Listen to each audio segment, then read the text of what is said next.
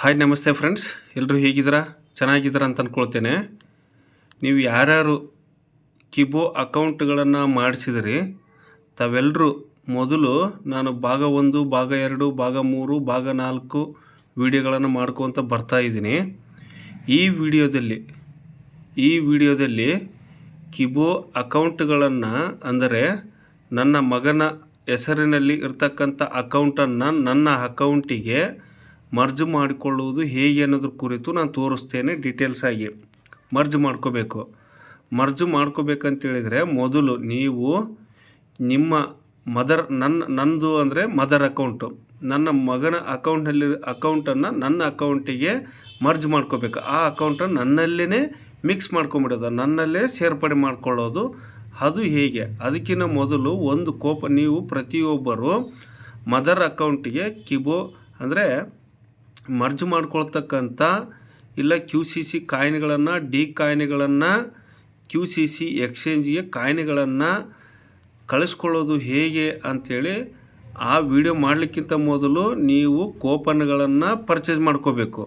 ಅಂದರೆ ಬೇರೆಯವರಿಗೆ ಯಾರಿಗಾದ್ರೂ ಕೇಳಿದರೆ ನಿಮಗೆ ಕೂಪನ್ಗಳನ್ನು ಕಳಿಸ್ಕೊಡ್ತಾರೆ. ಒಂದು ಕೂಪನ್ನು ಆ್ಯಕ್ಚುಲಿ ನಿಜವಾದ ರೇಟ್ ಅಂದರೆ 13 ರೂಪಾಯಿ ಇದೆ. ಒಂದು ಕೂಪನ್ ರೇಟ್ 13 ರೂಪಾಯಿ. ಅದಕ್ಕಿಂತ ಮೇಲೆ 15 ರೂಪಾಯಿದಂಗೆ ಮಾರ್ತಾರೆ, ಒಬ್ಬೊಬ್ಬರು 20 ರೂಪಾಯಿದಂಗೂ ಮಾರ್ಕೊಳ್ತಾರೆ. ನೀವು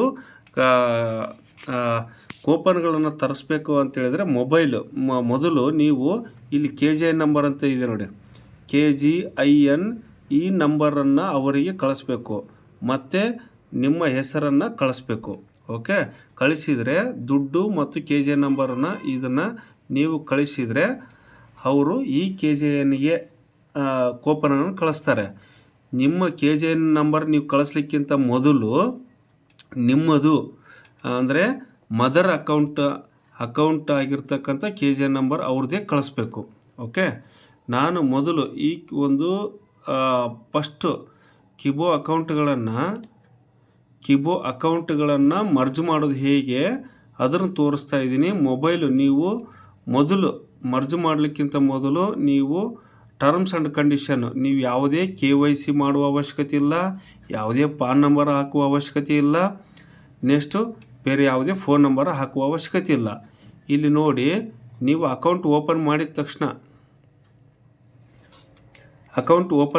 ತಕ್ಷಣ ನೀವು ಎಡಗಡೆ 3 ಲೈನ್ಸ್ ಇರುತ್ತೆ, ಅದ್ರ ಮೇಲೆ ಕ್ಲಿಕ್ ಮಾಡಿದರೆ ಇಲ್ಲೆಲ್ಲ ಬರುತ್ತೆ.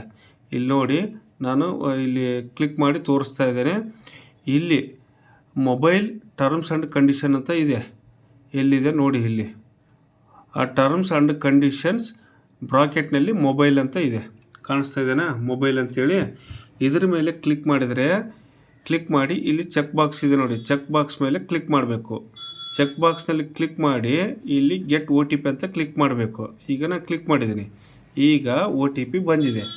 ಈಗ ಆ OTP ಬಂದಿರತಕ್ಕಂಥದ್ದನ್ನು ಇಲ್ಲಿ ನೀವು ಹಾಕಿ ನೆಕ್ಸ್ಟ್ ಇಲ್ಲಿ ಸಬ್ಮಿಟ್ ಮಾಡಬೇಕು. ಇಲ್ಲಿ ಕಾಣಿಸ್ತಾ ಇದೆನಾ, ಇಲ್ಲಿ ಸಬ್ಮಿಟ್ ಅಂತ ಇಲ್ಲಿ ಕ್ಲಿಕ್ ಮಾಡಬೇಕು.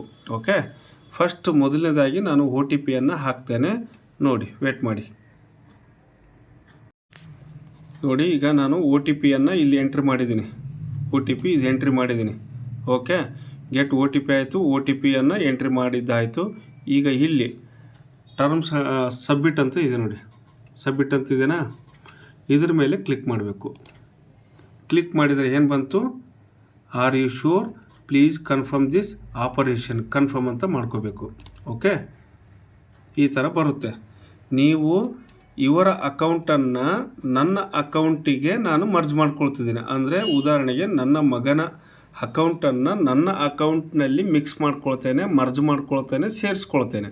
ಓಕೆ, ಈಗ ಸೇರಿಸ್ಕೊಳ್ಬೇಕಂದ್ರೆ ಮೊದಲು ನನ್ನ ಮಗನ ಅಕೌಂಟಲ್ಲಿರ್ತಕ್ಕಂಥ phone terms and condition mobile number ಮೇಲೆ ಕ್ಲಿಕ್ ಮಾಡಿ ಇಲ್ಲಿ OTP ತಗೊಂಡು ಗೆಟ್ OTP ಆದಮೇಲೆ ಸಬ್ಮಿಟ್ ಮಾಡ್ಕೊಳ್ಲೇಬೇಕು.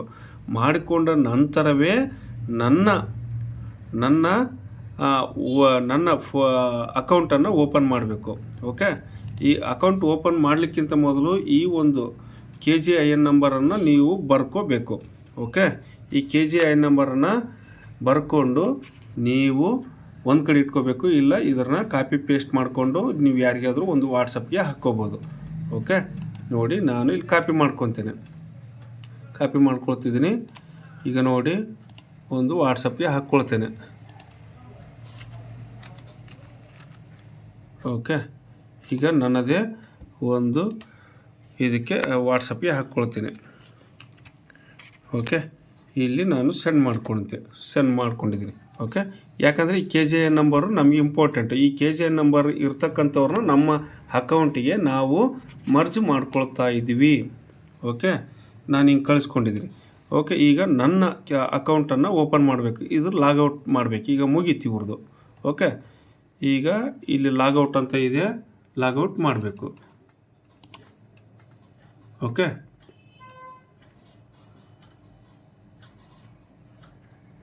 ನೋಡಿ ಲಾಗೌಟ್ ಆಗಿದೆ. ಈಗ ಮೇನು ನನ್ನ ಮದರ್ ಅಕೌಂಟ್ ಅಂತ ಕರಿತೀವಿ. ಮೇನು ನನ್ನ ಅಕೌಂಟನ್ನು ಈಗ ಓಪನ್ ಮಾಡ್ತೇನೆ. ನನ್ನ ಅಕೌಂಟು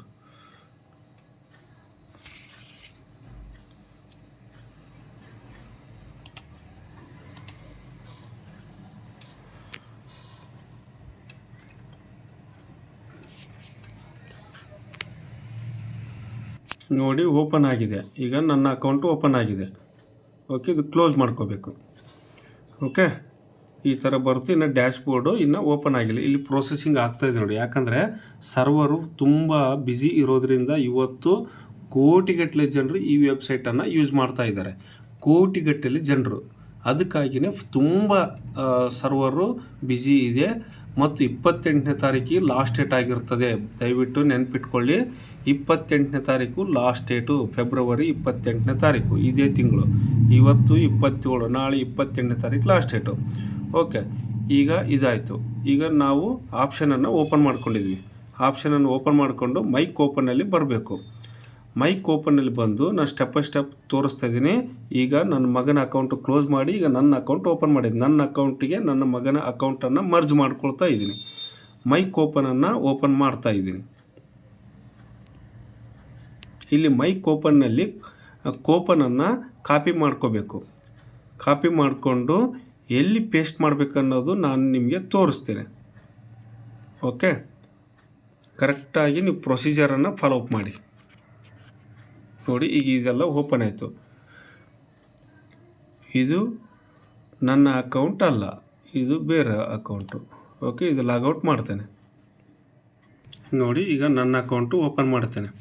ಯಾಕಂತೇಳಿ ಸರ್ವರು ತುಂಬ ಬ್ಯುಸಿ ಇರೋದರಿಂದ ಓಪನ್ ಆಗ್ತಕ್ಕಂಥದ್ದು ಸ್ವಲ್ಪ ಲೇಟ್ ಆಗುತ್ತೆ. ಎಲ್ಲರೂ ಪ್ರತಿಯೊಬ್ಬರು ನಿಮ್ಮ ಅಕೌಂಟ್ಗಳನ್ನು ಮರ್ಜ್ ಮಾಡ್ಕೊಳ್ಳಿ. ಮರ್ಜ್ ಮಾಡ್ಕೊಂಡ ಮೇಲೇ ಕರೆಕ್ಟಾಗಿ ಗಮನವಿಟ್ಟು ಕೇಳಿಸ್ಕೊಳ್ಳಿ.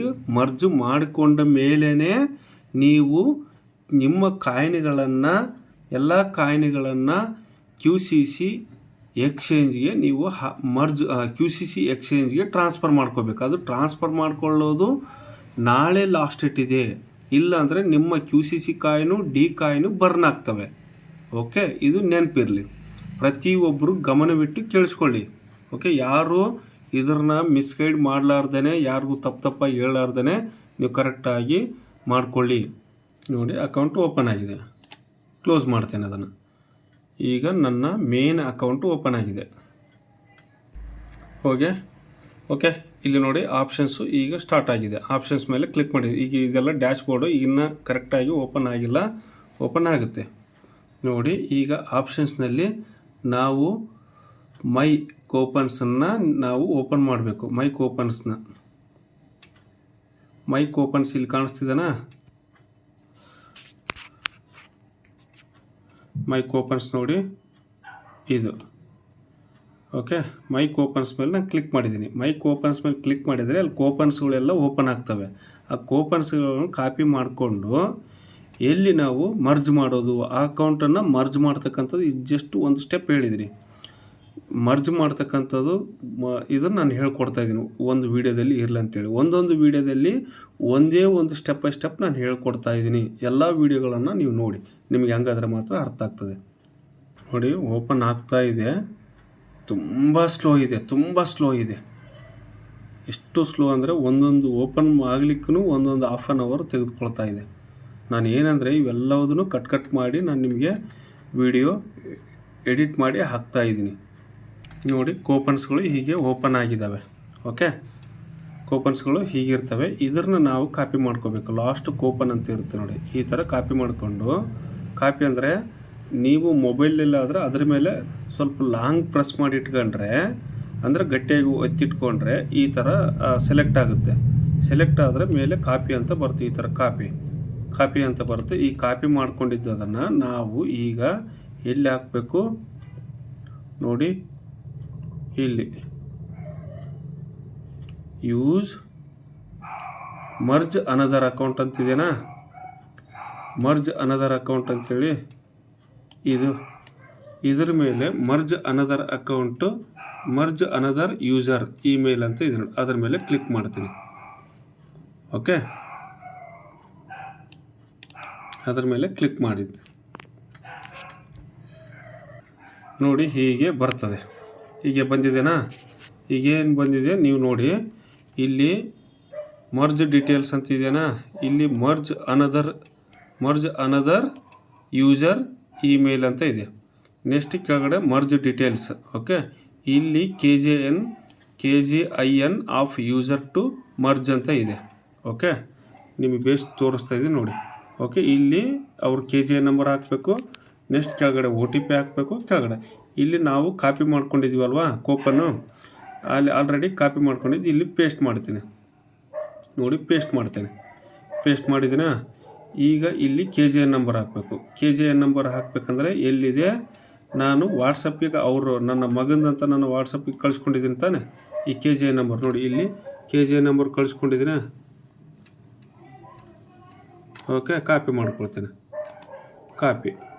ಕಾಪಿ ಮಾಡಿಕೊಂಡು ಮತ್ತೀಗ ಇಲ್ಲಿ ಕಿಬೋ ಅಕೌಂಟಿಗೆ ಬಂದು ನೀವು ಕರೆಕ್ಟಾಗಿ ನೋಡ್ಕೊಳ್ಳಿ, ಇಲ್ಲಿ ಪೇಸ್ಟ್ ಮಾಡ್ತೇನೆ.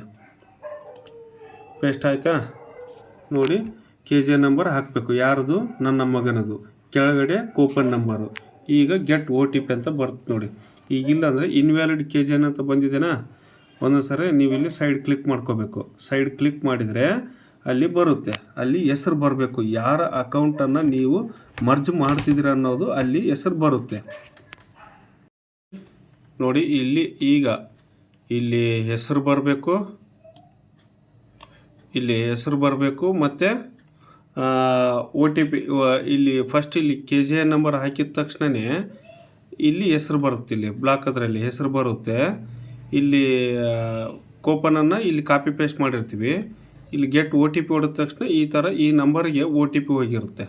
ಇಲ್ಲಿ ನೋಡಿ, ಈ ನಂಬರ್ಗೆ OTP ಹೋಗಿರುತ್ತೆ. ಲಾಸ್ಟ್ 4 ನಂಬರ್ ತೋರಿಸುತ್ತೆ ನೋಡಿ. ಈಗ OTPಯನ್ನು ಇಲ್ಲಿ ಹಾಕಬೇಕು ನೋಡಿ. ಈಗ ಹೆಸರು ಬಂದಿದೆನಾ, ಯಾರ ಅಕೌಂಟನ್ನು ನಾವು ಮರ್ಜ್ ಮಾಡ್ತಿದ್ದೀವಿ ಅಂತ ಅನ್ನೋದು. ಈ ಒಂದು KJIN ನಂಬರ್ ಹಾಕಿದ ತಕ್ಷಣ ಹೀಗೆ ಹೆಸರು ಬರಬೇಕು. ಇಲ್ಲಿ ಕೂಪನನ್ನು ಕಾಪಿ ಪೇಸ್ಟ್ ಮಾಡ್ಕೋಬೇಕು. ಗೆಟ್ OTP ಅಂತ OTP ಬಂದಿರುತ್ತೆ. ಈಗ OTPಯನ್ನು ನಾವು ಹಾಕ್ತೇವೆ ನೋಡಿ.